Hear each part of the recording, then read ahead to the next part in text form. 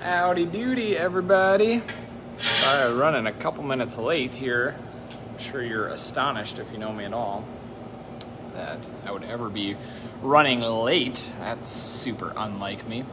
Well, happy Wednesday. Happy Tap Talk November. It's feeling a bit like winter all of a sudden.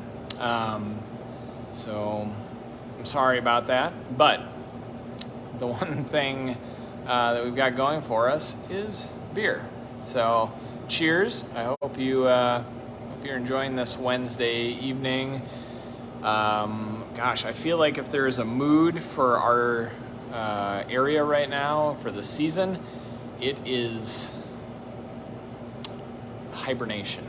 I guess it is sweatpants and not doing much. I feel like motivation levels are very low overall, and that there's just not a whole lot going on, and that's okay. This time of year is good for some rest. So I'm hoping this finds you restful, kicking back, and maybe enjoying some type of savory beverage. I have found some delicious liquid to put in my mouth here, and I'm going to sip on it. So there's beer that fits with the season super well, and then sometimes there are beers that are nice to have because they break up those seasonal beers that seem to fit really well. This is one of those. This is a bit of a breakup beer. It's a new category, breakup beer. Could be a beer to have either when you're wanting to break up with someone or when you get broken up with. Could be used in the spring when the ice breaks up. I don't know. There's lots of options. I kind of like this new concept of breakup beer. I'm going to use it here as breaking up all the malty, rich beers of the fall, like Scotch ales, stouts, porters, brown ales, Oktoberfest, pumpkin beers, all these things that are very malty and they've got some heft to them. This is a time of year where we get a lot of that going on, and sometimes it's nice to have something that's the opposite of that. That is this beer right here. It is the Blanche de Brussels. We have had it in the past. It's been a little while though, and it is also sometimes known as, or references the mannequin piece, which is a famous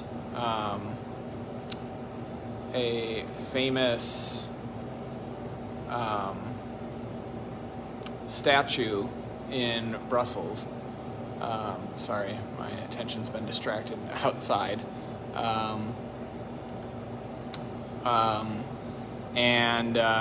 Yeah, it is a light Belgian style wheat beer.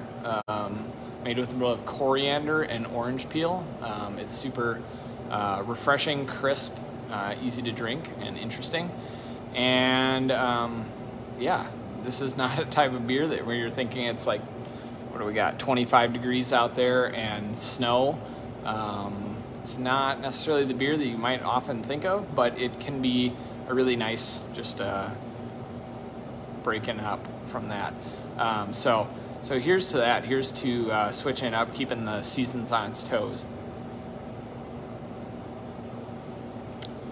Yeah, very nice. 4.5%, super refreshing and drinkable and delicious. Okay, well, this next beer could also be that same thing. Well, we're gonna go with it.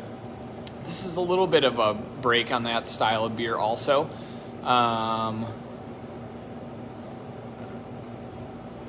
Nice. Hi, Jan. Good to see you live from Portland. All right. So this is another seasonal one, but it also fits the season because it's got seasonal fruit. So here, what do we know for? We got cranberries, we got apples, And we got cherries. We don't have cherries right here, but they grow in Wisconsin as well. And that's this beer, Serendipity from New Glarus.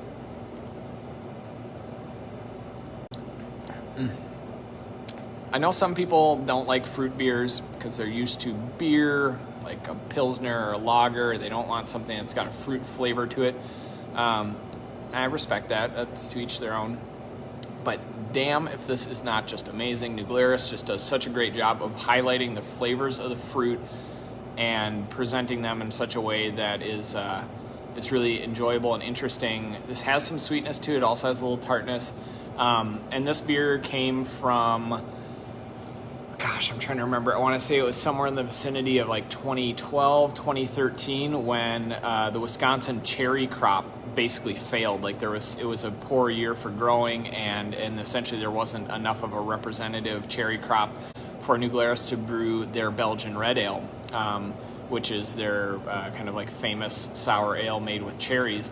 And so they kind of had to do a pivot and ended up using other crops that they had to substitute. So they did have some cherries, but they also had cranberries and apples. So they kind of made this Serendipity fruit ale. It's really tasty and interesting, and it kind of fits that void, and they continue to bring it back year after year. So this is just a really lovely, bright, juicy, fruity beer. And I would challenge you to those people who don't like fruit beers, maybe just on the principle that they're fruit beers, give it a try. This is really nice. All right, and rounding out my lineup right now is one. Oh, I'm gonna go for the leg cross.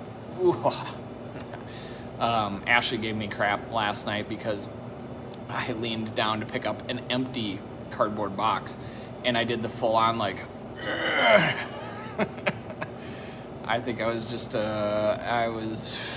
my flexibility is not as been great, hasn't been as great lately. I'll work on doing some yoga so that way I don't have to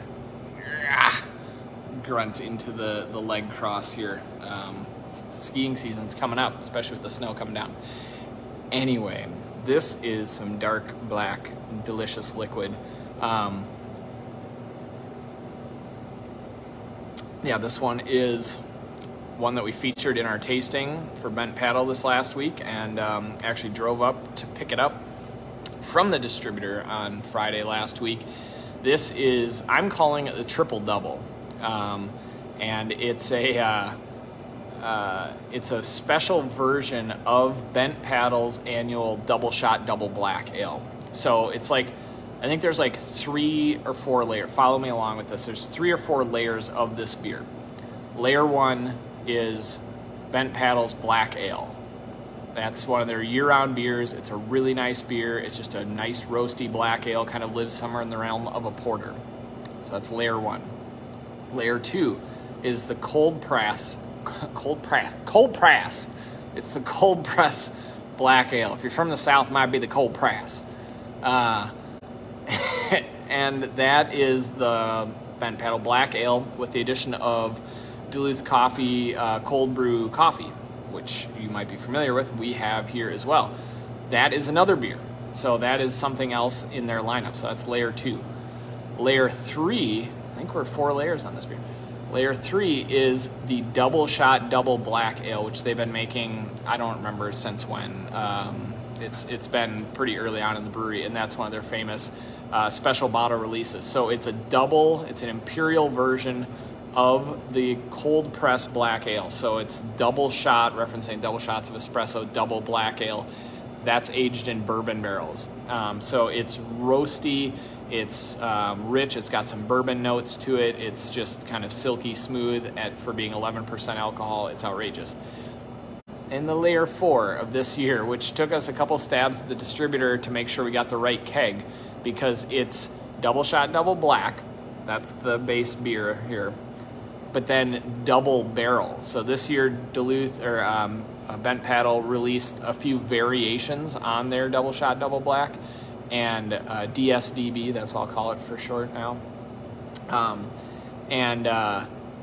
this was one of the variations that sounded interesting to me. So it's been aged in barrels twice. So 6 months in Heaven Hill bourbon barrels and then 6 months in Buffalo Trace bourbon barrels.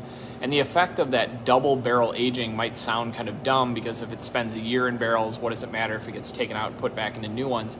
Well, part of that is you're getting, anytime you put the beer into fresh barrels, it actually literally picks up a bit of the actual bourbon, some of the liquids still in the barrel. So part of it is you literally get a little bit of that from it. You know, it's very subtle, but you get the fresh barrel character, and the longer it ages, the more you get the wood character. But so when you age it twice, you take it out of the barrels, put it back into fresh barrels, you get more of that bright, fresh bourbon character. And this is a beer that does well to let it sit out for a few minutes. I was telling my buddy Jess, who came with to pick up these barrels last week, that I should start offering a service for these stronger beers that will pour them and just leave them on the taps. Leave it up at the tap tray for you for like 5 to 10 minutes, so that way it can warm up to the temperature that you want to drink it at. Because when these beers, sometimes a real strong beer, general recommendation, any point, if you have a real high alcohol beer, anything really above 8%, but especially above 10 to 12%, it's best drank not ice cold. Like, so if it's been in the fridge and it's 36 degrees, whatever it might be, it's just frigid cold, do yourself a favor and let it warm up a little bit before cracking into it, because those alcohol flavors are going to be more intense and harsh, and some of the, usually a big beer like that's going to have a lot of nuanced flavors to it, and when it's really cold, it's a little bit more of the harsh flavors that are present that you're going to taste. So by letting it warm up, you kind of let some of those flavors meld together and get a little bit more of a balanced experience. So these are a few fun things on tap. Yeah, have enough of this stuff and you'll be mixing up your words. This one won't last real long. It was a limited amount and kind of a sought after one, so scurry in to get it. The other two just tapped within this last week, so we should have them for a little bit. And some other fun stuff going on too. We're doing Happy Punksgiving through the holidays here, taking collections for the local Stone Lake Food Distribution Center, as well as the Washburn County Humane Society. So we've got bins here. You can bring goodies in to drop those off and get a discount on your drink for your gratitude. And then this Sunday, if you are into yoga, which I clearly need to be doing some, Sunday at 1 o'clock, our dear friend Nicole Nathan will be hosting a Breathe Deep yoga session. It's a $12 suggested donation, which all the money is going to the Longevity Foundation, and the emphasis will be on breath, which, if I'm just going to take a stab at it. I believe that's Hatha Yoga. Hatha Yoga. That focuses on breath work. So if you know more about that, correct me, please. And just come on down. So it should be a lot of fun. And then next week is Thanksgiving. We are doing a pie pre-order. If you need to get pies, you can pre-order pies with us. You're here for the beer. Well, you might want pie. Just check it out. It's on our website. Pre-order pies by Tuesday at noon, and then you'll be able to pick them up on Wednesday. Have yourself a wonderful gray, snowy winter leading into night, and we will check in with you next week. All right, have a nice night.